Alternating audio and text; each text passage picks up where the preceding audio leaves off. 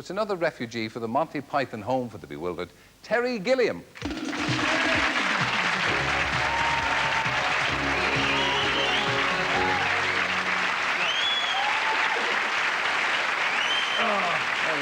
Well, Big boy. I think I ought to tell you something. I think we ought to level with each other Okay. before we begin. Hold nothing back, please. Because I'm afraid you have been the unwitting dupe of a rather fiendish plot to get Monty Python back on the BBC.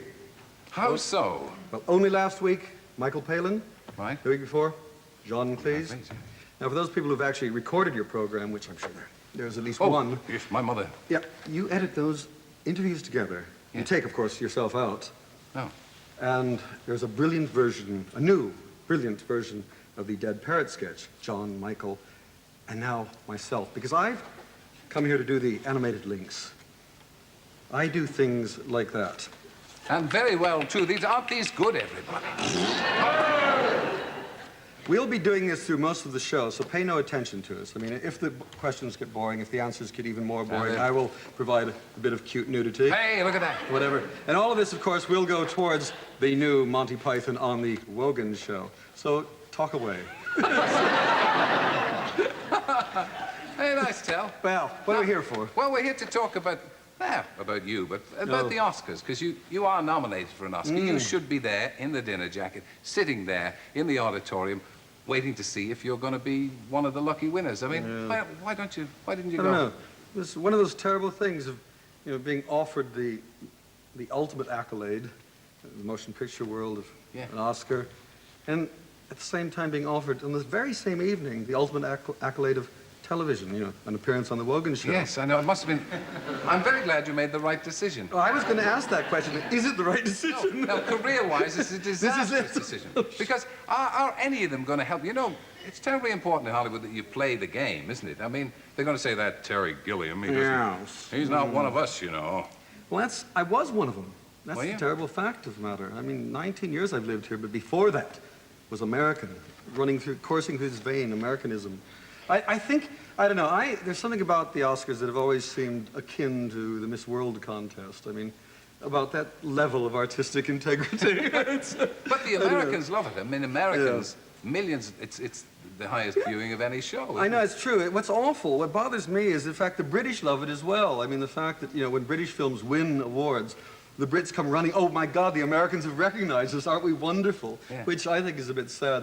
I think the Brits are not a bad group of people, and they shouldn't go toadying around to American tastes. Do you remember when Colin Welland got up there after Chariots of Fire and said, the British are coming? Do you think that kind of alienated the sort of people who make these selections? I don't know. I mean, the problem is it's about big business at work. I mean, the studios are big business, and so each year you get these great campaigns for Color Purple, for Out of Africa, whichever, and they spend probably as much as it would take to make, one of the sort of films that would star a person like yourself. Right. Very cheap, but by my standards, a lot of money. I mean, they send up, beautiful color photographs of the stars of Out of Africa, suitable for framing. These are sent to the poor, unsuspecting voters. Out of Africa, they were given huge, beautiful colored books, hopefully buying votes, and it works. Now, what did you do? I alienated everybody when I went out there. I mean, I had this problem.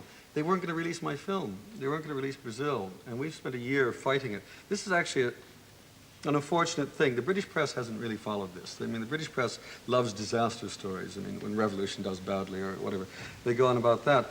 Brazil was an odd case because we've actually fought for the last year, and we actually did something that hasn't been done in living memory in Hollywood. We actually took on the studios, Universal in this case, and we got the film released as How could you possibly do that? How could a simple, unspoiled fellow like yourself get there and fight a big studio?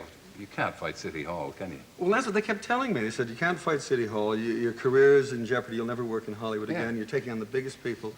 I was just dumb. I was just naive and silly. And I just assumed there was such a thing as justice and all of those.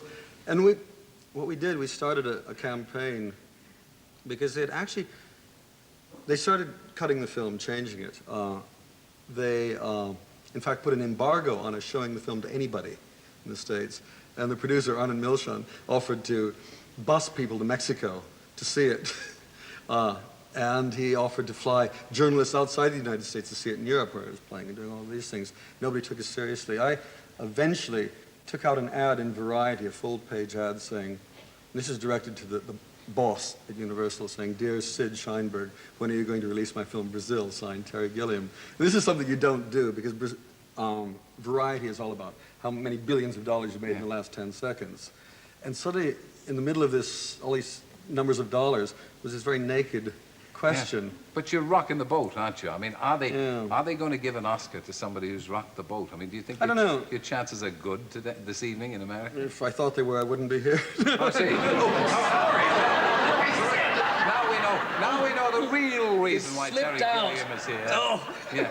But I mean... No, I don't know. I mean, it's a very interesting thing because there's a lot of people who are very excited about the fact that actually a filmmaker and you don't do these things alone. You're supported by people like Robert De Niro, who actually came on American television with me to say this is wrong.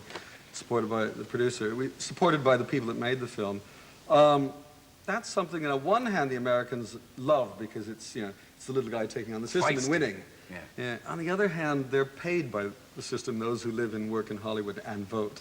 So it'll be very interesting. I don't know. Who knows? What about future prospects? Are they going to think of you as a troublemaker?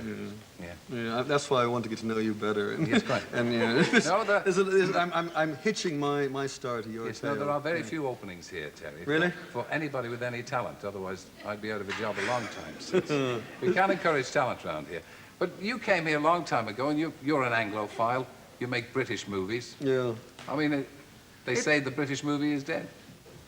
No, I don't know what a British movie is, anyway. I mean, I just know that we work with a lot of people. British movies seem to be like cottage industries here. There's little groups of people, all who hate one another, with their little gang, and they make movies. So David Putnam makes his movies, and Richard Attenborough makes his, and Terry Gilliam makes his, and Roland Joffé makes... All of these things go on.